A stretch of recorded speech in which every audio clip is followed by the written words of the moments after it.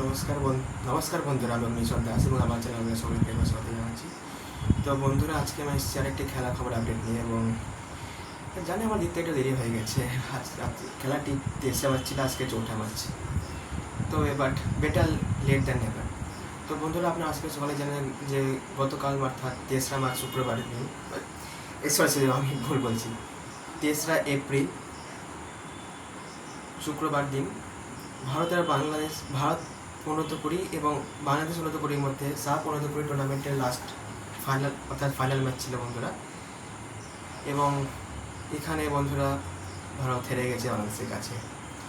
বন্ধুরা, খেলাটি প্রথম 90 মিনিট 0-0 গোলে ড্র হয়ে যায় এবং তারপর খেলাটি পেনাল্টি শুটের করা, যেখানে বাংলাদেশ 4টি গোল করে এবং ভারত মাত্র 3টি গোল করতে পারে এবং যার ফলে বাংলাদেশ এই টুর্নামেন্টে জিতে যায় এবং এই টুর্নামেন্টে তাদের দ্বিতীয় খেতাব।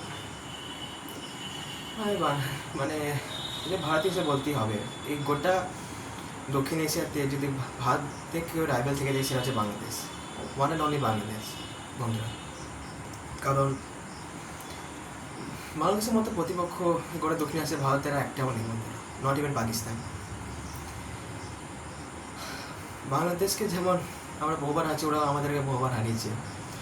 মানে ওদের টিম আমাদের সিনিয়র দলকে হারিয়েছে, ওদের অনূর্ধ্ব-20 বা 19 মহিলা দল আমাদের মহিলা দলকে হারিয়েছে, ওদের সাব চ্যাম্পিয়নশিপটায় হারিয়েছিল বন্ধুরা। আপনাদের আসলে মনে আছে এটা, যদি লিবন চামড়া নিয়েছিল পরে, এবং এখানে ছেলেরা মেয়েদের হয়নি, বিলিভেজ নিয়ে গেল টুর্নামেন্টে জিতার ফলে। তো যাই হোক, খেলাতে হার জিত আছি। আর আমি বাংলাদেশের টিমকে কংগ্রেসে জানাতে চাইছি। আর আমি আমাদের যারা দেখছেন তারা, আমি ভারতীয় টিমের উদ্দেশ্যে একটি মেসেজ দিতে চাই যে তারা যেন তাদের খেলাটি আরও ইম্প্রুভ করে, তারা যেন তাদের খেলাটি আরও ইম্প্রুভ করার চেষ্টা করে বন্ধুরা। কারণ এইভাবে ম্যাচ হাত ছাড়া করলে ভালো কথা নেই বন্ধুরা।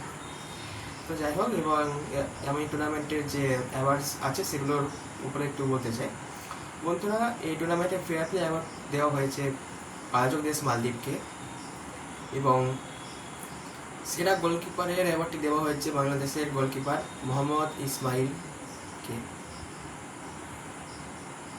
এবং সেরা স্ট্রাইকারের অ্যাওয়ার্ড দেওয়া হয়েছে দুজনকে। একজন হচ্ছে বাংলাদেশের ইলান ইমরান এবং ভারতবর্ষের ওমান ডুডুং, দুজনে 3টে করে গোল করেছে বন্ধুরা।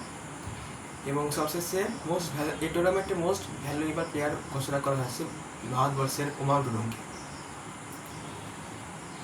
এবং বন্ধুরা, সাব ছাড়াও আমি আরেকটি বিষয় বলতে চাই, সেটা হচ্ছে MIC কাপ 2026, যেখানে ভারতবর্ষের একটি অত্যন্ত স্বনামধন্য ক্লাব মিনার্ভা একাডেমির তাদের অনূর্ধ্ব-15 দলকে পাঠিয়েছিল, এবং তারা এই টুর্নামেন্টটা প্রথম দিকে খুব সুন্দর সাফল্য পেলেও আজকে কোয়ার্টার ফাইনাল ম্যাচে তারা ফিগারাসের কাছে হেরে গেছে বন্ধুরা। যদিও তারা রাউন্ড অফ 16 লিভারপুলকে হারিয়েছিল 6-0 গোলে, এবং কিন্তু ফিগারাসের কাছে ওরা 2-1 গোলে হেরে গেছে বন্ধুরা। এবং সত্যি খুবই খারাপ লাগছে বন্ধুরা, কিন্তু কিছু করার নেই। খেলাতে হাতিতে আছে, আপনারা এটা কি আসলে করা যায় বন্ধুরা।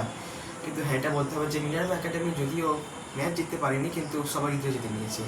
কারণ যদি তোমরা মিনার্ভা একাডেমি, তোমরা আমাদের সবার হৃদয় জিতেছে, এবং আশা করি এরকম পারফরমেন্স তার ভবিষ্যতে আরও দেবে বন্ধুরা। এর আগেও মিনার্ভা গথিয়া কাপ, ডানা কাপ, হেলেন্সকি কাপ এবং নরওয়ে কাপ খুব অসাধারণ পারফরমেন্স দিয়েছে বন্ধুরা, এবং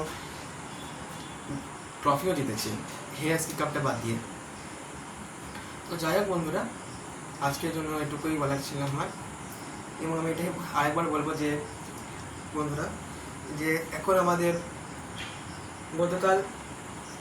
কালকে অনূর্ধ্ব-20 মহিলা এশিয়ান কাপ ফুটবল টুর্নামেন্টে শুরু হয়েছে। মানে সরি, আমি একটু গুছিয়ে বলছি বন্ধুরা।